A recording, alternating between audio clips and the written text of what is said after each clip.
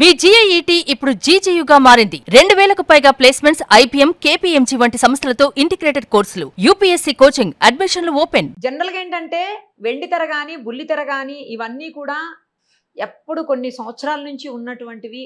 కొన్ని వందల వేల మంది మహిళా ఆర్టిస్టులు కావచ్చు, లేకపోతే జూనియర్ ఆర్టిస్టులు కావచ్చు, కొన్ని సంవత్సరాల తరబడి ఇందులో వర్క్ చేసినటువంటి పెద్ద పెద్ద వాళ్ళు ఉన్నారు. అసలు ఎంత పెద్ద పెద్ద వాళ్ళు ఉన్నారంటే మనం ఊహించను కూడా ఊహించలేము, అంత పెద్ద వాళ్ళు ఉన్నారు. బట్ మీరు ఇప్పుడు చేస్తున్నటువంటి ఈ ఆరోపణలు ఏవైతే ఉన్నాయో, మీరు చేస్తున్న ఇవన్నీ ఎప్పుడూ కూడా ఎక్కడో కొంతమంది మాట్లాడారు తప్పించి మొత్తం అందరికీ ఇదే ప్రాబ్లం ఉంది అని చెప్పేసి ఎప్పుడు ఎవరు మాట్లాడలేదు. మరి ఎందుకో నేను చెప్పనా అండి? చెప్పండి. ఎందుకు ఎవరు మాట్లాడడం లేదు అంటే, ఒక ఆడదానికి ఒక ఇబ్బందులు ఉంటేనే ఆ ఫీల్డ్ లోకి వెళ్తారు. ఒకడు నచ్చలేదు, ఒకడు ఆఫర్ ఇస్తా అన్నాడు, వాడు నచ్చలేదు. బలిసినోడు ఒకడు ఆఫర్ ఇచ్చింటాడు ఆ అమ్మాయికి, వాడు నచ్చలేదు.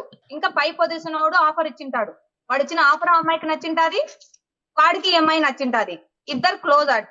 సో ఆ వాడి మీద నిందలేదు తప్ప మిగతా వాళ్ళ మీద వేసేస్తారు. నేను పర్టికులర్ నేను చెప్పేది ఏంటంటే, ప్రతి అమ్మాయి ఈ ఫీల్డ్ లో ఒకరి కింద లొంగందే ఎదగదు. ఇదైతే 110% నిజం. నా కన్న కూతురు మీద, నా కడుపాత్ర మీద ఒట్టే చెప్తున్నాను. నేను ఇందులో ఫేస్ చేసినా కాబట్టి ప్రతి ఒక్క అమ్మాయి అండి, ఇంక్లూడింగ్ పెద్ద పెద్ద బడా హీరోయిన్ల దగ్గర నుంచి కూడా ఎవరో ఒకరి దగ్గర లొంగే పైకి ఎదిగింటారండి. ఇది నేను ఇన్నేళ్ల నుంచి, మాక్సిమం నేను 3 years నుంచి ఇందులో చూశాను కాబట్టి నేను చెప్తున్నాను. జెన్యున్ గా ఎదిగారంటే నేను నమ్మలేనండి. ఒకవేళ ఫ్యూచర్ లో నేను చెప్పలేను కానీ ఎవరో ఒకరు 100లో ఒకరు ఉంటారేమో నాకు తెలియదు కానీ, బట్ జెన్యున్ గా ఎదిగిన వాళ్ళు అయితే ఉండరని నేను బలంగా నమ్ముతున్నాను. ప్రతి ఒక్క అమ్మాయిని అదే చూపే చూస్తున్నారు. ఎవరండి న్యాయంగా అవకాశాలు ఇస్తుంది? మీరు చాలా పెద్ద తీవ్రమైన ఆరోపణలు చేస్తున్నారు. అర్థమవుతుందా మీకు? చాలా పెద్ద ఆరోపణ మీరు చేస్తున్నారు, చాలా తీవ్రమైన ఆరోపణలు. పెద్ద పెద్ద హీరోయిన్స్ సహా అందరూ ఇంతేనని చెప్తున్నారు. చాలా డేర్ ఉండాలి మీకు ఇలాంటి మాటలు మాట్లాడడానికి. మీకు అర్థమవుతుందా? నేను కళ్ళారా చూశానండి. ఏం చూసారు మీరు కళ్ళారా? ఎంతమందిని చూసారు మీరు? ఒక్కటే ఫేస్ చేశారు మీరు. మీ ఒక్క విషయమే మీరు ఫేస్ చేసింది, అవునా? సరే, నేను షూటింగ్ వెళ్ళా. షూటింగ్ వెళ్ళినప్పుడు హీరోయిన్ ఉంది. హీరోయిన్ ఒక హీరో దగ్గర, ఐ మీన్ ఒక ప్రొడ్యూసర్ దగ్గర ఎలా ఉంటుందో నేను చూసా, ఎలా ఉంటుందో నేను గమనించా. అంటే ఎంత పెద్ద హీరోయిన్ అయినా ఒకరి దగ్గర ఉండాల్సిందే అనేది నేను అక్కడ తెలుసుకున్న నీతి. వాళ్ళకే తప్పలేదు, మనం ఎంత అనుకున్నా మన కొద్దులని రిటర్న్ వచ్చేసా. కానీ కప్పుపుచ్చే మాటలు ఉన్నాయి చూడు, మేము ఇలాంటివి అడగము, మేము నీతిగానే ఉంటాము, మేము పద్ధతిగానే ఉంటాము, మాకు అక్క చెల్లెలు ఉన్నారు, మాకు పిల్లలు ఉన్నారు అని చెప్పి కూడా పిలుచుకుంటారు చూడు. ఇంకా వాళ్ళు ఇంకా ఘోరమైన వాళ్ళు. కొంతమంది డైరెక్ట్ గా చెప్పేస్తారు, ఇది కమిట్మెంట్, నీకు ఓకే అయితే ఉండు, లేదంటే లేదు. ఇప్పుడు ఎదిగిన అమ్మాయిలందరూ వాళ్ళకి ఓకే అయితే ముందుకెళ్ళింటారు తప్ప బలవంతంగా చేసిన వాళ్ళైతే ఎవరు ఉండరు. వాళ్ళ ఇష్టం అది, వాళ్ళ ఒపీనియన్ అది. ఎదగడానికి 100 అవకాశాలు ఉంటాయి, 100 దారులు ఉంటాయి. కొంతమంది ఈ దారిని ఎంచుకొని ఎదుగుతుంటారు, కానీ అది ఒక్క దారే కాదు కదా, మంచి దారులు కూడా ఉంటాయి కదా. ఆ దారులలో ఎందుకు అవకాశాలు ఇవ్వట్లేదు? ఈ ఒక్క దారిలోనే ఎందుకు అవకాశాలు ఇస్తున్నారు అందరికి? మీరు చేస్తున్నటువంటి ఆరోపణలతో తీవ్ర పరిణామాలు ఎదుర్కోవాల్సి వస్తుందేమో, మీరు ఆలోచించుకోండి. కోల్పోవడానికి ఏముందండి? నాకు పెద్దగా కోల్పోవడానికి ఏముంది? జీవితమే సంఖ్య నాకు పోయింది, ఇంకా ఏం కోల్పోతాను చెప్పండి? ఆరోపణలు వేసా, నాకేమైనా ఆస్తులు అంతస్తులు ఉన్నాయా? పెద్ద సెలబ్రిటీ అన్న పేరు నేముందా? లేకపోతే నేను ఏమైనా తప్పుడు మాటలు మాట్లాడుతున్నానా? నాకు జరిగిన అన్యాయం గురించి నేను మాట్లాడుతున్నాను. ఇది అయితే తప్పండి. మీరు ఆరోపణలు అనుకోండి, ఏమన్నా అనుకోండి. ఎదిగింది అంటే ఇప్పుడు ఒక సినీ ఇండస్ట్రీలో కమిట్మెంట్ అంటే కామన్ అని అంటారా అనరా? మీరు చెప్పండి. కమిట్మెంట్ అంటే కామన్ అని అంటారా అనరా? సినీ ఫీల్డ్ ఎవరన్నా అడగండి, కామన్ అని అంటారా అనరా?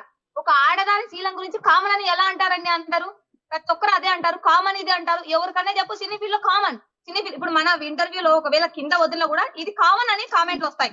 కామన్, నీకు నచ్చితే పో, లేదంటే ఉండు అనే పెడతారు తప్ప కామన్ అని ఒక ఆడదాని శీలం గురించి కామన్ అని ఎందుకు వచ్చిందండి? అసలు నాకు అర్థం కాదు. అసలు అందరూ అలాగే ఉంటారు అని మనం ఎలా చెప్పగలుగుతాం అంటున్నా నేను అనేది. నా పాయింట్ అప్పటి నుంచి అదే. నేను ఫేస్ చేసిన వాళ్ళల్లో అందరూ అలాగే ఉన్నారు. అది మీరు ఫేస్ చేసిన వాళ్ళు అందరూ అలాగే ఉండొచ్చు, కానీ అందరూ అలా ఉంటారు అని మనం అనడానికి లేదు అని నేను అంటున్నా. జెన్యూన్ గా ఒకరో ఇద్దరో ఉండొచ్చు, ఐ మీన్ 100లో 10 మంది మాత్రమే ఉండొచ్చు, 99 మంది అలాగే ఉన్నారు. ఏ ఫీల్డ్ లో అయినా కూడా. అనుభవంతో చెప్తున్నారు, మీ అంటే ఏం చూసి చెబుతున్నారు, మీరు ఎక్కడ ఏం తెలుసుకుని చెప్తున్నారో నాకైతే అర్థం కావట్లేదు. మరి నాకు సోషల్ బ్రెయిన్ తెలీదు నిజంగా. నాకు ఇన్స్టాగ్రామ్ లో నేను వీడియో అప్లోడ్ చేస్తే దాని కింద హ్యాష్ ట్యాగ్లు అవి కూడా పెట్టానని రాదు నాకు. జస్ట్ వీడియో తీయడం, అప్లోడ్ చేయడం, దానికి ఎడిటింగ్లని లైటింగ్లని నాకు ఏమి రావు. డైరెక్ట్ గా అప్లోడ్ చేయడం. దేవుని దయ వల్ల నాకు ఆ ఫాలోవర్స్ పెరిగారు. ఆ ఫాలోవర్స్ నుంచి దాన్ని ఎలా గెయిన్ చేసుకోవాలనేది కూడా నాకు తెలీదు. ఆ మైండ్ సెట్ లో ఉన్న నన్ను వాళ్ళు మాటకి పిలుస్తారు. నేను ఒక మనిషి నన్ను ఎలా తప్పుడు ఉద్దేశంతో చూస్తున్నాడు అనేది మాత్రం నేను తెలుసుకోగలను తప్ప అంతకు మించి పెద్ద బ్రెయిన్ అంత ఏం లేదు నాకు. సో పిలిచినోడు ప్రతోడికి నేను ఒక్కటే చెప్తా, అన్న కమిట్మెంట్ అయితే నేను రాను, మీరు తప్పుడు ఉద్దేశాలతో ఉంటే నేను రాను, మంచిగా అవకాశం ఇస్తాను, నా నుంచి ఓన్లీ టాలెంట్ మాత్రమే చూస్తారంటే నేను వస్తా లేదని నేను ముందుగానే చెప్పేస్తున్నా ప్రతి ఒక్కరికి. చెప్పినా కూడా అక్కడికి పోయిన తర్వాత ఇప్పుడు నేను ఉంటా, నాతో పాటు ఎవరైనా పిలుచుకోపోయినానంటే నన్ను చూసే తేడా ఒకటి ఉంటది, నాతో పాటు వచ్చిన వాళ్ళని తేడా ఒకటి ఉంటది, వాళ్ళకు ఫుడ్ కూడా పెట్టరు, వాళ్ళని పక్క కొమ్మంటారు, మీరు ఒక్కలే రావచ్చు కదా, ఇంకొకరు ఎందుకు వచ్చారు, ఎందుకు ఒక్కలే వెళ్ళాలి, నా ఇష్టం, నాతో పాటు 10 మందిని తీసుకొని పోతాను నేను నా వాళ్ళని, సింగిల్ గా ఎందుకు వెళ్ళాలి నేను. ఓకే. ఏం చేస్తారు మీరు అసలు వరలక్ష్మి గారు? నార్మల్ గా మీరు అంటే మీ వర్క్ ఏంటి, అసలు ఏం చేస్తారు? జాబా నేను లేకపోతే సర్జరీ అసిస్టెంట్, షాప్ ఏదో సర్జరీ కనిపిస్తుంది అసిస్టెంట్. వెనకాల, మీ వెనకాల అంతా షాప్ కనిపిస్తుంది బట్టలు. సర్జరీ అసిస్టెంట్ అండి నేను, హాస్పిటల్లో మెడికల్ ఫీల్డ్, ఆపరేషన్ థియేటర్ వరకు, normal delivery, సిజరీన్ surgery assistant, that ఇది ఒక బిజినెస్ కూడా థియేటర్ స్టార్ట్ అసిస్టెంట్ చేసుకున్నాను. అన్నమాట, ఓటీ సో అసిస్టెంట్. ఇలా షాప్ ఇది 2 చేసుకుంటా ఉంటాను. రెండు ఎలా మీకు టైం ఇది అవుతుంది, ఎలా సెట్ అవుతున్నాయి? నేను డే అండ్ నైట్ డ్యూటీ చేస్తానండి, నైట్ అంతా హాస్పిటల్లో ఉంటాను, పగలంతా షాప్ చూసుకుంటాను. మరి బొజ్జున్నది ఎప్పుడు ఇంకా? ఎప్పుడు ఖాళీ ఉంటే అప్పుడు పడుకుంటాను.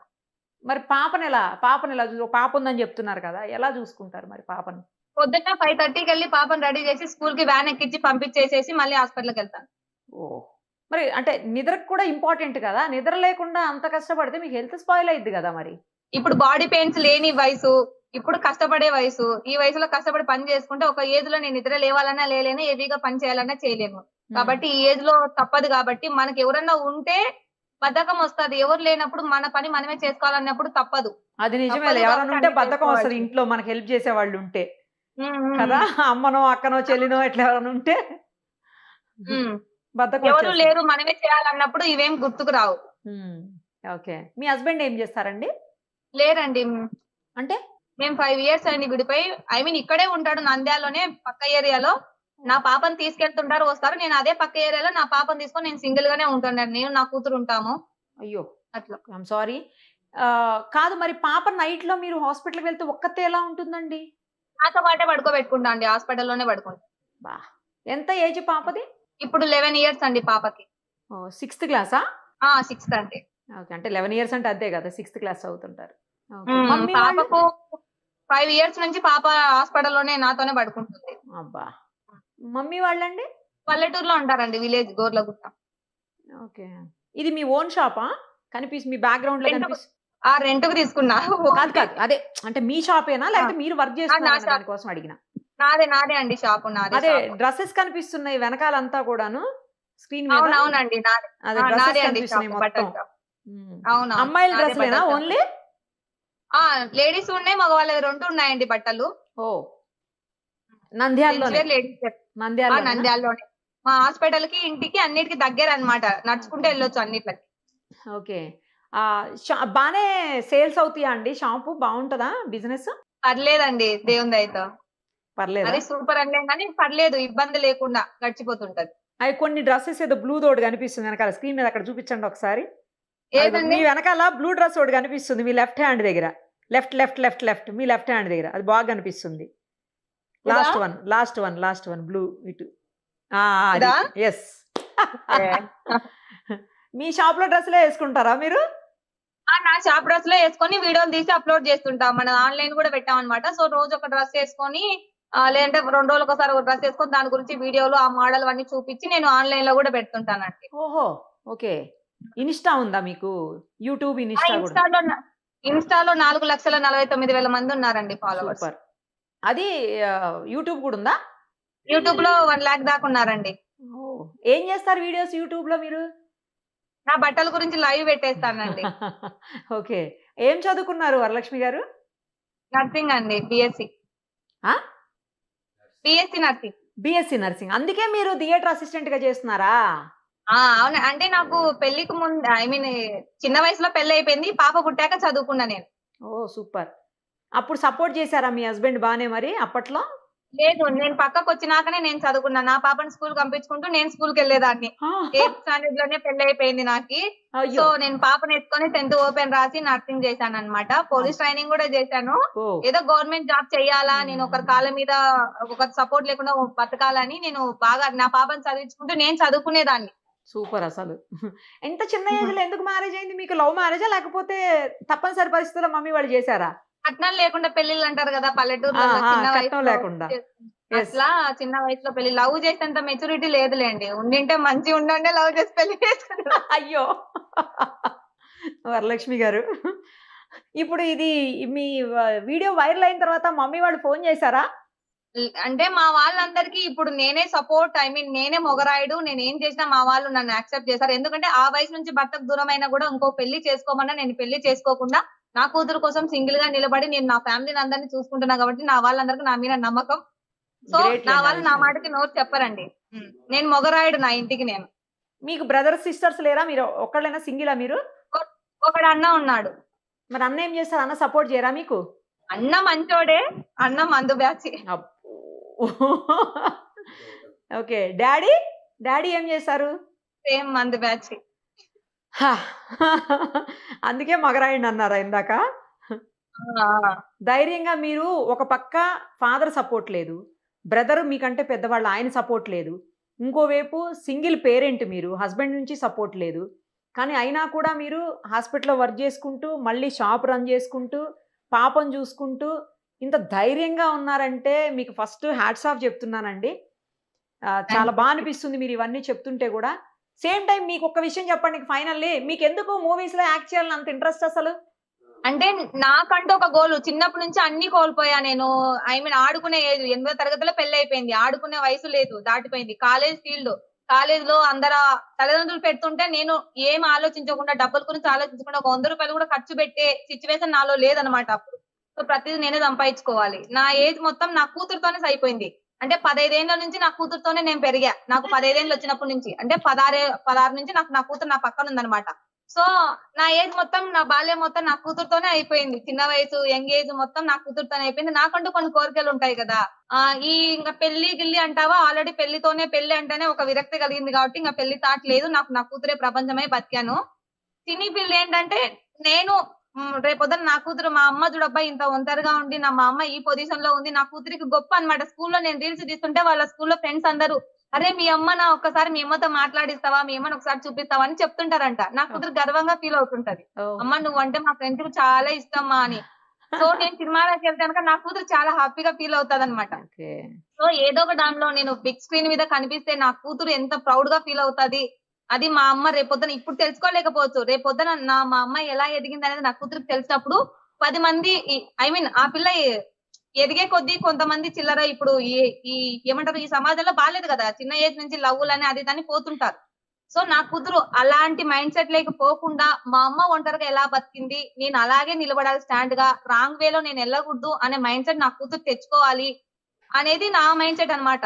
సో మా అమ్మ ఏంటి అనేది నా కూతురికి పర్టికులర్ తెలియాలి అనేది నేను ప్రతిదీ నా కూతుర్ని వెంట పెట్టుకొని చూపిస్తూనే ఉంటానన్నమాట. అది నా కోరిక. అండ్ అది ఉన్నా కూడా నాకంటూ ఒక చిన్న చిన్న ఆశలు ఉంటాయి కదా! సినీ ఫీల్డ్ లో ఇలా ఉండాలి, అలా ఉండాలి, నేను కూడా అక్కడ తిరగాలి, ఇక్కడ తిరగాలి అనేది నాకు కొంచెం కోరిక అన్నమాట. నేను మేకప్ ఏపిచ్చుకోవాలి, నేను కూడా ఇలాంటి చిన్న కోరికలు నాకు ఉండేవి అంతే. దానికోసం అలా ట్రై చేశాను. ఎన్ని సార్లు కింద పడుతున్నా మళ్ళీ వెళ్ళిపోతున్నా, కింద పడుతున్నా మళ్ళీ వెళ్ళిపోతున్నా. ఫస్ట్ సీరియల్‌కి ట్రై చేశారా? అవునండి. నేనేం ట్రై చేయలేదండి. వాళ్ళే అదే పిలిచారు నన్ను. First serial. అక్కడ ఎక్స్‌పీరియన్స్. తర్వాత తర్వాత మూవీ అండి. మూవీకి. హ్మ్. ఇప్పుడు third one folk folk song అండి. సాంగ్. 3 సార్లు మీకు ప్రాబ్లమ్స్ మార్చ్ జాతర ఎదురయ్యాయి. కూడా. మార్చ్ జాతర కూడా. ఓహ్! మొత్తం అన్ని చోట్ల మీకు ఇప్పుడు ప్రాబ్లమ్సే. అంటే ఎవరు అవకాశం ఇస్తా అన్నారు గానీ, అవకాశం ఇచ్చే ముందు స్క్రీన్ పై కనిపించే ముందు వాళ్ళు ఒకటి ఎక్స్‌పెక్ట్ చేస్తున్నారు. హ్మ్. పాపని ఏం చేద్దాం హ్మ్. అనుకుంటారు ఇంతకీను? తనకేముంది? తన డ్రీమ్ ఏంటి పాపది? ఐఏఎస్. ఓహ్! సూపర్. సూపర్. జాగ్రత్తగా నాకు నా చదివించండి. కూతురిని ఒక పెద్ద పొజిషన్ లో చూడాలనేది నా గోల్ అన్నమాట. లేదు ఐఏఎస్. ఖచ్చితంగా అవుతది. బా చదువుతదా పాప? బాగా చదువుతదండి. పోన్లేండి. నైస్. పాపను బా చదివించండి. మీరు అనుకున్నట్లు పాప ఐఏఎస్ అవ్వాలి. ఐఏఎస్‌గా మళ్ళీ చూడాలి. మళ్ళీ నేనే ఇంటర్వ్యూ చేయాలి మీ అమ్మాయిని గూడా. హైదరాబాద్ వస్తే నాకు ఖచ్చితంగా ఫోన్ చేయండి. సరేనా? ఓకే అండి. Thank you. కలుద్దాం. చాలా ఫోన్ కాల్ చేస్తున్నారన్నమాట. ఈ ఈ వీడియో చూసిన తర్వాత మేము ఆఫర్ ఇస్తాం. మేము జెన్యూన్ గా ఇస్తాం. మాకు ఓహ్! భార్య పిల్లలు ఉన్నారు. మా దాంట్లో యాక్ట్ అవునా? చేస్తారా అని ఓకే. అడుగుతున్నారు. మరి అలా వెళ్ళే థాంక్ ఆలోచన ఉందా? అట్లా జెన్యూన్‌గా ఇచ్చే వాళ్ళ దగ్గరికి వెళ్ళే ఆలోచన ఏమన్నా ఉందా? ఇప్పటికైతే నాకు ఆలోచన ఇప్పటికైతే లేదండి. ఫ్యూచర్ లో చూస్తా. ఇప్పుడు నేను దాని జోలికి పోకూడదని ఫిక్స్ అయినా కొన్ని రోజులు వద్దు. ఇప్పుడున్న ఫ్రస్ట్రేషన్‌లో, ఇప్పుడున్న బాధలో అని ఇప్పుడు ఎవరైనా మాట్లాడితే నేను కొట్టేస్తా, నేను కొట్టించుకొని వచ్చేస్తా అదే అంతే అంటున్నా డైరెక్ట్ గా. ఫ్రస్ట్రేషన్. అది కొంచెం సర్దుమనగాని ఎందుకంటే ఇప్పుడు మా వాళ్ళు కూడా అరుస్తున్నారు. ఇంక అవసరమా ఇన్ని సార్లు పోయి, వద్దమ్మా మన షాపు నువ్వు ఇదే చూసుకో, అక్కడ పోయి ఏదన్నా అయితే ఇబ్బంది కదా, వద్దులే నువ్వు మనకు ఉండగాడుకున్నా చాలు, ఇంకా వద్దు నువ్వు మా కళ్ళ ముందు ఉంటే చాలు. మా వాళ్ళు కూడా భయపడుతున్నారు అనమాట, మా అమ్మ మా నాన్న. అంతేలేండి, అది కూడా ఇంపార్టెంటేగా మరి. ఏదో తిరిగితే ఏమన్నా చేస్తే ఏం చేస్తామండి, అక్కడ అమ్మ నమ్మడానికి కూడా లేదు. అమ్మ నాన్న మీ అమ్మాయి మీ వాళ్ళందరి కళ్ళ ముందు ఉంటే వాళ్ళు హ్యాపీ కదా. అది చాలు. ముఖ్యంగా మీ ఫ్రెండ్స్ ఉంటారు కదా మీకు సపోర్ట్ చేసేటోళ్ళు. ఫ్రెండ్స్ అంటే నాకు ఎవరు లేరండి, మనదంతా ఓపెన్ క్లాసే కాబట్టి నాకు ఫ్రెండ్స్ ఒక్కరు కూడా లేరు. ఓపెన్ క్లాసా? అంటే ఉన్నది ఉన్నట్టు ముఖం మీద అనేస్తాం కాబట్టి కొంచెం తక్కువ ఉంటారేమో ఫ్రెండ్స్. అంటే ఇప్పుడు మామూలుగా 10th class batch, inter friends ఇలా అంటారు కదా, నేను అట్లా ఏది అంతా ఓపెన్ యూనివర్సిటీ కాబట్టి నాకు ఎవరు ఫ్రెండ్స్. ఓపెన్ బ్యాచ్ అంటే ఆ ఓపెన్ బ్యాచా? ఓకే ఓకే, నేను అనుకున్నా బయటకు అంతా ఓపెన్ బ్యాచ్ ఏమో అని ఈ రకంగా అనుకున్నాను. ఓకే. లేదండి, నాకు ఎవరు ఫ్రెండ్స్ అనే వాళ్ళు ఎవరు లేరు. నాకు ఫాలోవర్స్ పెరిగే కొద్దీ మా నంద్యాల వాళ్ళే కొంతమంది ఫాలోవర్స్ ఉండేళ్ళు, నాకు ఎక్కువ ఫాలోవర్స్ ఉన్నారని చెప్పి నాతో వీడియోలు తీయాలని వచ్చారనమాట. ఒక 5-6 మంది బ్యాచ్, ఆడవాళ్ళు మగవాళ్ళు. సో వాళ్ళ దగ్గర మంచి క్యామ్ ఉంది, బానే తీస్తున్నారు కదా అని చెప్పి వాళ్ళతో ఒక వారం ట్రావెల్ చేశాను అనమాట, వాళ్ళతో పాటు వీడియోలు దీనికే. సో నెక్స్ట్ వారానికి వాళ్ళతో కూడా కొంచెం ప్రాబ్లం అయ్యి సూసైడ్ చేసుకున్న దాకా వెళ్ళి మా నంద్యాల చెరుకట్లో దూకిన అనమాట. సూసైడ్ చేసుకుని వారం రోజులకు కళ్ళు తెచ్చినాను. ఎందుకు అంటే వాళ్ళతో ప్రాబ్లం అయిందా? మోసం చేసే వాళ్ళే ఉన్నారు, మనుషులు మంచిగా ఉండే వాళ్ళు లేరు ఇక్కడ. అలా కూడా జరిగింది. వాళ్ళు ఏం చేశారంటే మోసం చేశారా? మోసం అంటే షూటింగ్ అని పిలిచి తెలియని ప్లేస్ కి పిలిపించి వాళ్ళు కొంచెం రాంగ్ వేలోనే చేయడానికి ట్రై చేశారు. నేను ఇంకా పారిపోయి వచ్చి నిద్ర మాత్రలు వేసుకొని నా కూతురు ముందరనే కొట్టారు నన్ను అనమాట, ఒప్పుకోలేదని. నా కన్నా కూతురు ముందరనే గొడవ కొట్టారు నన్ను. నేను ఎక్కడ పోయినా నా కూతురుని పిలుచుకొని వెళ్తా కదా, అది నేను జీర్ణించుకోలేకపోయినాను. అరే నేను ఏదో గర్వంగా నా కూతురు ముందర నాకు ఇలా జరిగింది, నేను నా పాప తర్వాత నెక్స్ట్ ఏంటని ఆలోచించలేదు. ఆ కోపంలో వచ్చి నిద్ర మాత్రలు వేసుకొని పోయి చెరుకట్లో దూకినాక నన్ను ఎవరు కాపాడకూడదని. బట్ నన్ను ఎవరు కాపాడారో నాకు ఇప్పటి వరకు తెలియదు. నేను కళ్ళు తెచ్చేసరికి మాక్సిమం 2-3 డేస్ పట్టింది నాకు. నన్ను ఎవరు హాస్పిటల్లో చేర్పించారు, నేను ఎలా బతికాను అనేది కూడా నాకు ఇప్పటికి పెద్దగా తెలియదు. ఎవరో కాపాడారు, అక్కడ మందు తాగుతా ఉన్నారంట ఎవరో చాలా మంది చెరువు సైడు, వాళ్ళు చూసి నన్ను కాపాడి గవర్నమెంట్ ఆసుపత్రిలో తీసుకెళ్లి వదిలేశారంట. మరి పాప మీ ప్రపంచం, పాపే మీ ప్రాణం ఇవన్నీ చెప్పారు కదండి, అలాంటప్పుడు ఇలాంటి పని చేయొచ్చా? మీరు ధైర్యం ఆ సిచ్యువేషన్ లో, ఆ మూమెంట్ లో మైండ్ పని చేయలేదు నాకు. ఆ బాధలో, ఆ కోపంలో నా పాప భయపడింది నన్ను కొడుతుంటే, నేను ఒక్కదాన్ని అయిపోయినా వాళ్ళు 5-6 మంది ఉన్నారు. అసలు ఆ రోజు జీవితంలో ఎప్పటికీ రాకూడదు అనుకుంటున్నా నేను. సో అప్పుడు కూడా ఇన్స్టాగ్రామ్ వదిలేద్దాం అనుకుని వదిలేసాను. ఈ పిచ్చి ఉంది కదా, ఈ మైండ్ లో పిచ్చి ఉంటది కొంతమందికి, చిన్నపిల్ల ఆ పిచ్చి పోదనమాట. వదిలేసి మళ్ళీ 2 నెలలకు మళ్ళీ స్టార్ట్ చేశా. అలా ఉంటది మా పిచ్చి, అలా ఉంటది ఆ మనుషులకి. ఎంత వద్దు అనుకున్నా కూడా కొన్ని మూమెంట్ లో అట్లా వెళ్ళిపోతారు ఆ పిచ్చి ఉన్న వాళ్ళు. ఈసారైనా నేను వద్దు అనుకుంటున్నా, ఎందుకంటే ఇన్ని సార్లు ఒడిదుడుకులు వచ్చాయి నాకు దీని మూలంగా. ప్రతి దాంట్లో జస్ట్ యాక్సెప్ట్ చేస్తే అయిపోతాదండి అంతే. అది చెయ్యకనే నేను అన్ని ఫేస్ చేస్తా వస్తున్నా. ప్రతి దాంట్లో ఇదే నాకు అవుతుంది. సరేలేండి, మీరు అన్నట్లు కొంతకాలం పాపం చూసుకుంటూ, ముఖ్యంగా మీకు బిజినెస్ ఉంది కదా, డ్రెస్సెస్ బిజినెస్, అది చూసుకుంటూ మీ జాబ్ చూసుకుంటూ ప్రశాంతంగా ఉండండి, తర్వాత ఆలోచించవచ్చు. ఓకేనా? హైదరాబాద్ వస్తే ఫోన్ చేయండి. ఓకే అండి, by. All the very best. Thank you so much. Thank you అండి.